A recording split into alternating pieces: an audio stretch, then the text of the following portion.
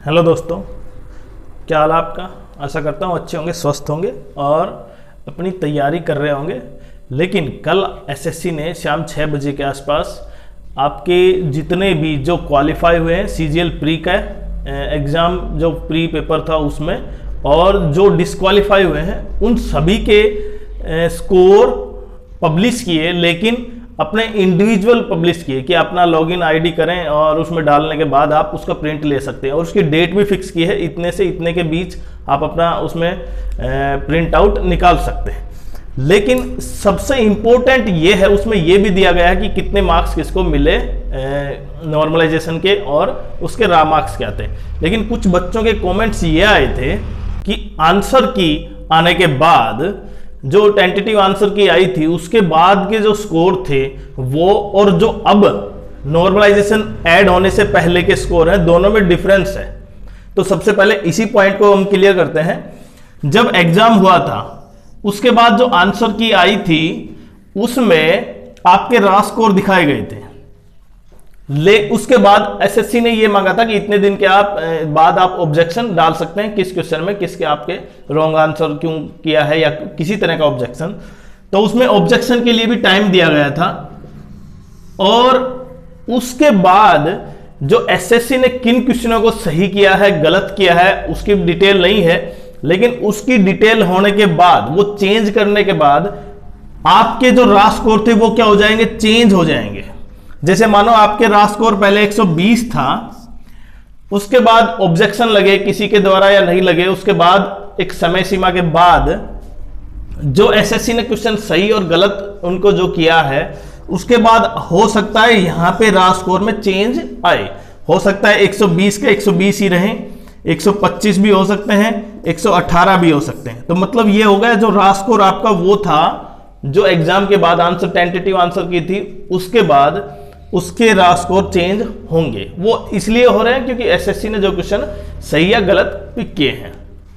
उसके बाद तो ये तो था वो पॉइंट जिसकी वजह से बच्चे को कमेंट्स आ रहे थे, तो वो क्लियर है।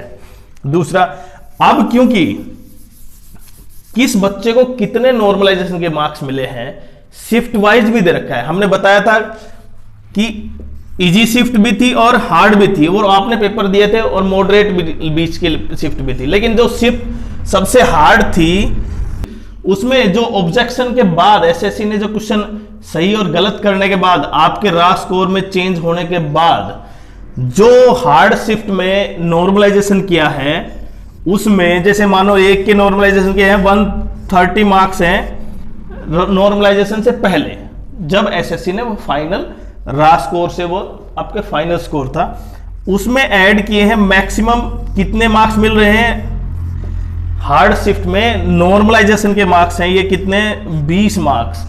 तो कुछ बच्चों के 150 153 मार्क्स जा रहे हैं, लेकिन किस पे है डिपेंड, वो इन रा स्कोर पे नहीं है, वो फाइनल रा स्कोर आपका जो एसएससी ने पिक किया है उस स्कोर पर है।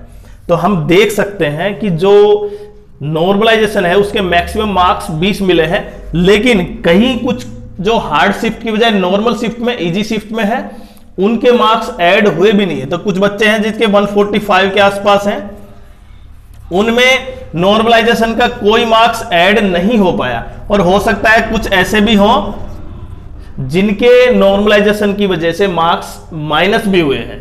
तो नॉर्मलाइजेशन यहां पे तीनों फैक्टर काम कर रहा है, एक तो प्लस भी माइनस भी और नो चेंज। तो प्लस सबसे ज्यादा किसके हैं, हार्ड शिफ्ट में।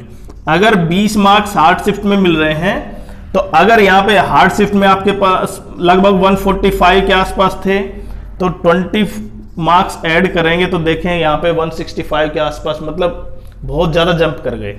लेकिन इतने मार्क्स मिलने के बाद भी कुछ बच्चों के कमेंट्स ये भी आए थे तो यूपीएससी के बच्चे भी शामिल हैं या बैंकिंग के शामिल हैं, इसलिए क्या हो गया इसकी कट ऑफ हाई चली गई। और कुछ सबसे इंपॉर्टेंट कि पेपर का लेवल भी कुछ सिंपल था।